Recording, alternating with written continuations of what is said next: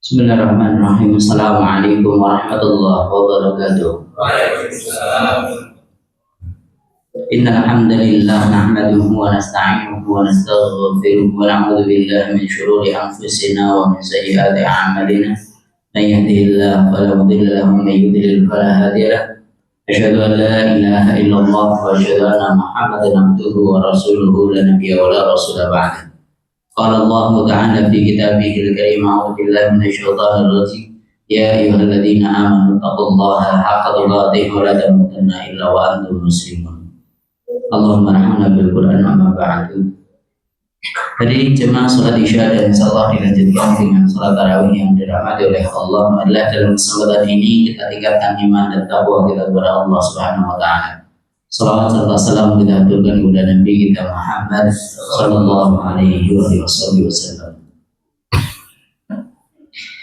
Langkah-langkah meningkatkan kecintaan kepada Allah Subhanahu wa taala di bulan Ramadan ini sudah sering disampaikan oleh guru-guru kita, terutama kaitan untuk memperbanyak ibadah kepada Allah Subhanahu wa taala. Dan yang paling penting adalah memperbaiki sholat.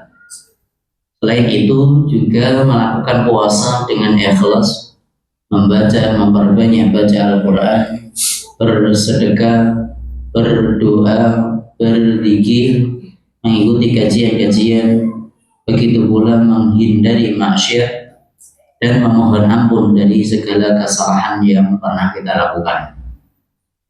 Tadinya dirahmati oleh Allah.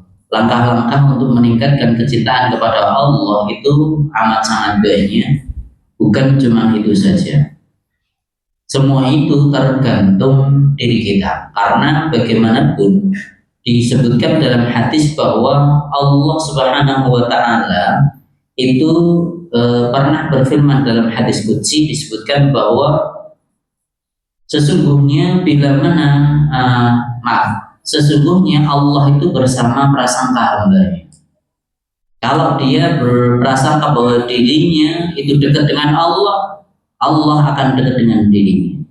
Bahkan di dalam hadis itu pun juga dilanjutkan, kalau hambaku akan mendekat kepadaku dengan satu jengkal, maka aku akan mendekat kepada dia dengan satu hasta.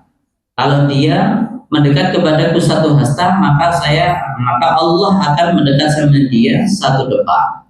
Kalaupun seorang hamba dia itu akan mendekat kepadaku dengan jalan, maka Allah akan berlari menuju dia. Jadi tergantung, kalau kita mau mendekat kepada Allah, Allah pasti akan mendekat pada diri kita.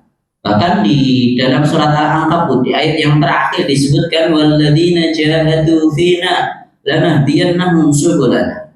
Barang siapa orang-orang yang ingin bersungguh-sungguh untuk mencari keridhaan Allah Subhanahu wa taala, untuk mencari kecintaan Allah Subhanahu wa taala, lanahdiyannahum subulana. Pasti sungguh benar-benar Allah akan tunjukkan pada dirinya subulana, jalan-jalan kami.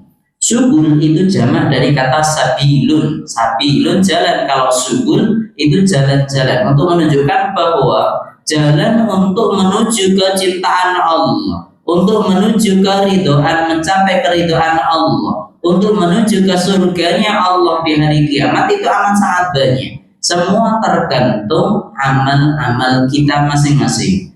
Jalannya banyak sekali, tinggal kita mau menempuh jalan itu atau tidak.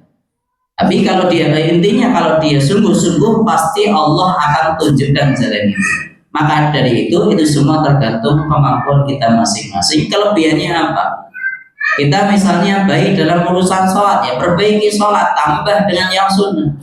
Baik dalam urusan ibadah puasa, maka jangan cuma di bulan Ramadan, perbanyak nanti di luar bulan Ramadan puasa sunnah. Begitu pula kalau kita kelebihannya di akal kita, bagi akal pikiran kita untuk menegakkan agama Allah ini. Kalau kita kelebihannya adalah kaitan dengan harta, perbanyak sedekah, bantu sesama, dan seterusnya dan seterusnya. Nah, begitu pula nanti baca Quran, silahkan perbanyak baca Al-Quran, lebih-lebih di bulan Ramadan ini. Jadi yang dirahmati oleh Allah, itulah yang seharusnya kita pikirkan. Namun kebanyakan manusia itu tersibukkan dengan dunia. Padahal dunia itu sudah ditetapkan sebelum kita lahir di dunia, rizki kita sudah ditetapkan oleh Allah Subhanahu wa Ta'ala. Bahkan misalnya sebelum masuk bulan Ramadan aja udah mikir besok kerjaan saya apa, nanti kalau kerjaan seperti ini bisa jadi nggak ada yang beli kalau saya jual beli makanan ini di siang hari. Udah mikirnya dunia dan dunia. Atau udah masuk bulan Ramadan, nanti baju lebaran anak saya apa ya, untuk membelikan mana ya, dan seterusnya. Yang dipikir adalah dunia dan dunia. Dia tidak memikirkan akhiratnya. Padahal bulan Ramadan ini bulan penuh berkah, dilipat gandakan semua amalan ibadah pahalanya oleh Allah Subhanahu wa Ta'ala. Jangankan yang wajib, yang sunnah saja seakan dia melakukan ibadah yang wajib. Wallahu ta'ala alam bishawab. Ya, kembali lagi, kebanyakan manusia tersibukkan untuk dunia, bahkan mikir anak saya bagaimana, istri saya bagaimana. Bahkan pagi tadi saya baca kitab tanda-tanda hari kiamat, itu adalah dibukanya pintu rizki. Jadi kita nggak perlu khawatir bahwa hidup kita sebagai umat Muhammad, nggak perlu khawatir kita miskin. Justru tambah akhir zaman, tambah dekat dengan kiamat, pintu rizki akan dibukakan oleh Allah secara lebar. Bahkan Rasulullah SAW yang dikhawatirkan itu bukan ketika mendapati umatnya miskin, justru yang dikhawatirkan oleh Nabi ketika dapati umatnya itu berlimpah dengan harta. Ketika berlimpah dengan harta, justru ujiannya lebih berat. Untuk dekat kepada Allah lebih susah dibandingkan ketika ketika dia terpepet, rizkinya sedikit, itu lebih mudah. Ketika sakit, ketika kurang, itu justru lebih mudah dekat dengan Allah. Justru yang dikhawatirkan oleh Rasulullah dari umatnya ketika rizkinya banyak. Bahkan sedikit cerita yang disebutkan di dalam surat Al-Kahfi kaitan dengan ceritanya Nabi Musa dan Nabi Khidir. Nabi Musa dan Nabi Khidir itu kan Nabi Musa belajar sama Nabi Khidir. Ketika perjalanan, salah satu yang dilakukan oleh Nabi Khidir itu adalah bangun tembok yang hampir rusak, roboh. Kan seperti itu. Sampai Nabi Musa bilang, ngapain bangun tembok yang mau roboh ini? Padahal tembok ini nggak ada yang tinggal di rumah ini. Tembok ini punya siapa kita juga nggak tahu. Padahal kita lapar, kita butuh makan. Kenapa kok malah bangun yang seperti ini? Coba kita bantu orang yang lain, yang jelas ada orangnya, pasti kita di minimal kasih makan, kan gitu. Ternyata jawabannya wa amal jidar, adapun tembok itu bahkan al-ghulamaini yatimain, ternyata itu milik kedua anak yatim yang dua. Wa kana tahtahu kanzul lahum, di bawahnya itu ada berangkas mereka berdua, harta warisan yang ditinggalkan oleh orang tuanya. Wa kana abuhuma shalihan, dan orang tuanya, bapaknya dulu itu orang solih. Ketika hidup di dunia, bapaknya itu solih, tapi diambil nyawanya oleh Allah Subhanahu wa Ta'ala. Setelah itu anaknya yang jaga Allah, buktinya harta yang ditinggalkan itu Allah jadikan di sana ada Nabi Khidir dan Nabi Musa datang ke sana untuk menjaga itu.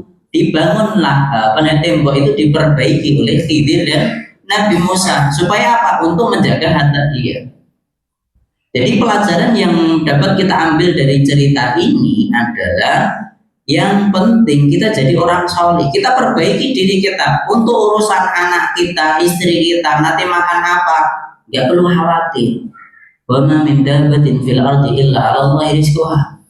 Ketahuilah bahwa semua yang melata di dunia, Allah yang ngasih rizki, bukan dirimu. Meskipun mungkin sekarang kamu yang kerja, tapi ketahuilah bahwa yang ngasih rizki untuk anak kita, untuk istri kita itu adalah Allah Subhanahu wa Ta'ala. Itu yang harus kita perhatikan. Nah, caranya bagaimana? Apa yang harus kita lakukan? Yang penting kita jadi soleh, terutama mulai dari Ramadan ini. Perbaiki ibadah-ibadah kita supaya kita jadi pantas jadi orang yang solih, pantas masuk ke dalam surganya Allah Subhanahu wa taala. Untuk anak istri kita nanti yang mikir adalah Allah. Kita nggak perlu mikir. Takdir mereka pun juga sudah dicatat, rizki mereka pun juga sudah dicatat oleh Allah. Bahkan Rasulullah pernah bersabda, kalian itu akan dikejar oleh dua hal. Yang pertama dikejar oleh malaikat Israel, pencabut nyawa. Jadi kemanapun kamu berada, meskipun kamu dijaga oleh tentara, bahkan misalnya kamu punya dokter pribadi 24 jam ada di sisimu sekalipun, atau kamu berada di istana atau di bantar sekalipun, itu kalau memang jatahnya kamu mati tetap dicabut oleh Allah Subhanahu wa taala melalui perantara malaikat. Begitu pula rizki kamu kemana saja, kalau memang itu rizkimu akan datang. Begitu pula sebaliknya, kalau memang bukan rizkimu, kamu terus bekerja terus menerus, bukan rizkimu, nggak akan datang menjadimu. Karena takdir itu jelas sudah dicatat oleh Allah Subhanahu wa taala. Yang terakhir itu tadi hal-hal untuk diri kita perbaiki diri kita harus jadi soleh. Tapi bila mana kita dapati orang di sekitar kita mungkin di bulan Ramadan masih tersibukkan dengan dunia, jangan sampai kita suudzon sama mereka. Jangan-jangan mereka masih melakukan hal yang seperti itu karena mereka nggak mau dia minta-minta. Mungkin bisa jadi kebutuhan dasar dia belum tercukupi, kebutuhan dasar untuk anak istrinya belum tercukupi. Jadi kita doakan yang terbaik, saling mendoakan yang baik, itu hal yang dianjurkan oleh Rasulullah. Bahkan terutama ketika ketika dia tidak sadar bahwa kita doakan, kita lihat kasihan, doain yang baik, semoga lancar bisnisnya, supaya kebutuhan dasarnya tercukupi bahkan berlebih. Doakan yang baik. Kalau kita doakan orang yang baik dan dia nggak tahu kita doakan dia, maka apa yang dilakukan oleh malaikat?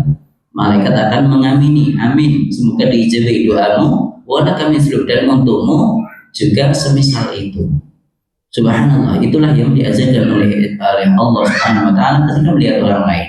Kita doakan orang-orang sekitar kita yang mungkin masih tersibuk dengan dunia untuk doa-doa yang baik, supaya nanti ketika harapannya, ketika kebutuhan dasarnya sudah tercukupi, mereka juga bisa bareng bersama kita untuk beribadah, memperbanyak ibadah, memperbanyak pahala, dan pantas masuk ke dalam surga bareng-bareng nanti di akhirat. Mungkin ini yang bisa saya sampaikan, kurang lebih yang mohon maaf. Wa aqulu qouli hadza wa astaghfirullah wa lakum walhamdulillahirabbil alamin. Assalamualaikum warahmatullahi wabarakatuh.